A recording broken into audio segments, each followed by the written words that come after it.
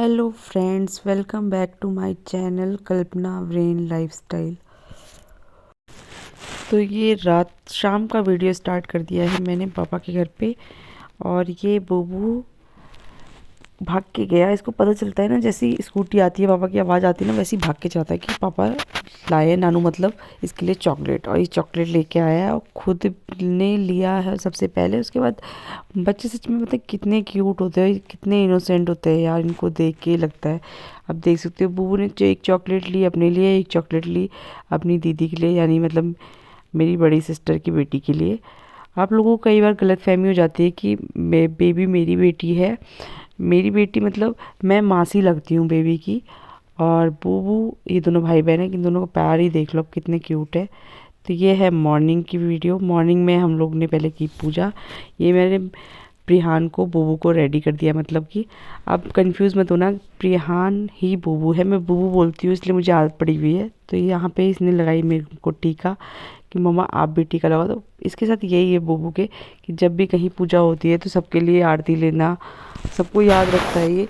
और पूजा करते समय भी याद रहता है कि हाँ चलो टीका लगा दो। तो टीका उका लगाने के बाद मैं रेडी हो चुकी थी। मम्मी लोगों ने मुझे बैग वैग मेरे अंदर रखा, सामान बहुत सारा ज़्यादा हो गया था इस चक्कर में। मम्मी इस बार रो रही थी क्योंकि ना मतलब इतना तो मुझसे तो लगाव है ही, पर सबसे ज़्यादा जब घर खाली हो जाता है, मम्मी बोलती है जब ये चला जाता है तो घर खाली हो जाता है। एक बच्चा घर में होता है तो बहुत ज़्यादा खुशियाँ होती है ना। और यहाँ पे ये देखो इतना सारा सामान हो गया था ना कि मैं खुद कंफ्यूज हो रही थी कितना, कहीं मैं कुछ भूल ना जाऊँ यहाँ वहाँ बैग, कहीं ऑटो में मतलब सामान मेरा रह ना जाए।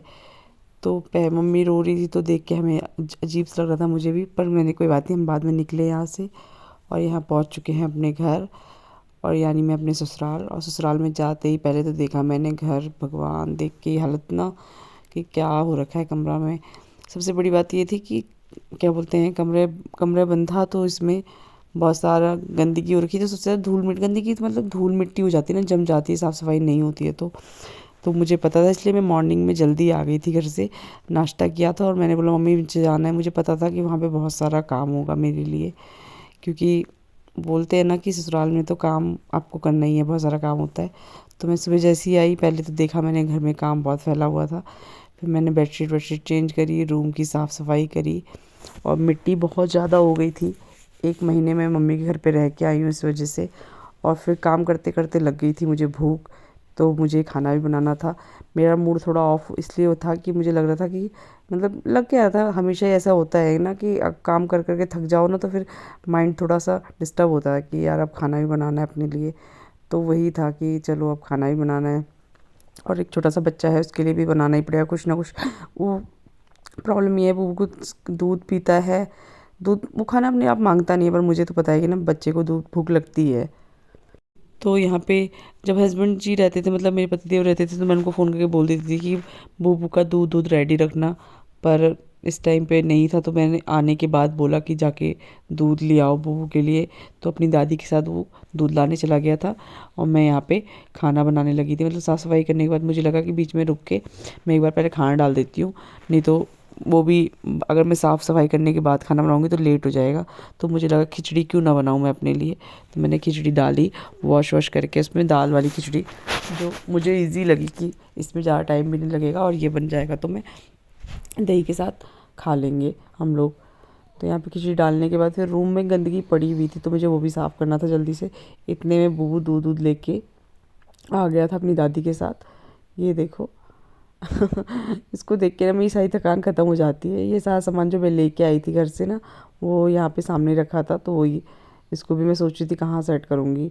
एक जल्दी से तो हो नहीं सकता इतना, क्योंकि बहुत सारा काम होता है। तो फटाफट जितने भी कोशिश को, मेरा ना स्पीड काम की मुझे खुद ही लगता है कि लोग भी कहते हैं कि मेरी तेज़ है स्पीड, पर प्रॉब्लम ये है कि बहुत सारा काम होता है ना। तो मैं सोचती हूँ पहले खाना खाने से पहले ही मेरी हैबिट है कि मैं काम को फिनिश करने से ज़्यादा ज़रूरी समझती हूँ, अपने सेहत से भी ज़्यादा मुझे ऐसा लगता है कि मैं काम पहले फिनिश करके तब, क्योंकि मेरे दिमाग में घूमता रहता है कि मुझे ये काम करना है, ये काम करना है। इसलिए मैं सोचती हूँ पहले काम कर दूँ, उसके बाद आराम से बैठ के मैं खाना वाना खाऊंगी। इतने में ये सब करने के चक्कर में ना मेरा खाना रह ही जाता है।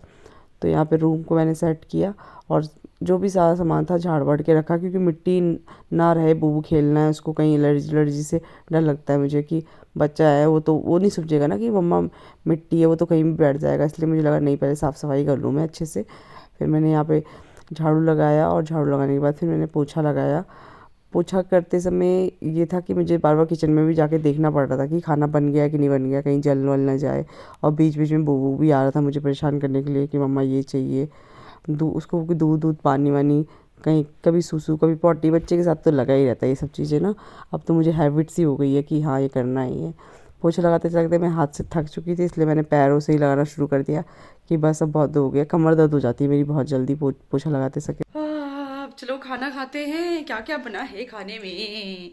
मैंने ही बनाया, मतलब कि खिचड़ी बनाई है। तो फ्रेंड्स खिचड़ी खाएंगे, चलो चलते हैं।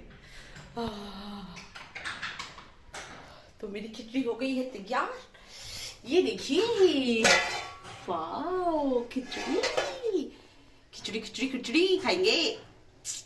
तो गाइज़ प्लीज़ चैनल को सब्सक्राइब कर लीजिए और बेल आइकन को प्रेस कर दीजिए और वीडियो को एंड तक ज़रूर देखा करें। Okay bye bye. यहाँ पे मैंने लगाई बूबू को आवाज़ की आओ चलो खिचड़ी खाते हैं दोनों जने।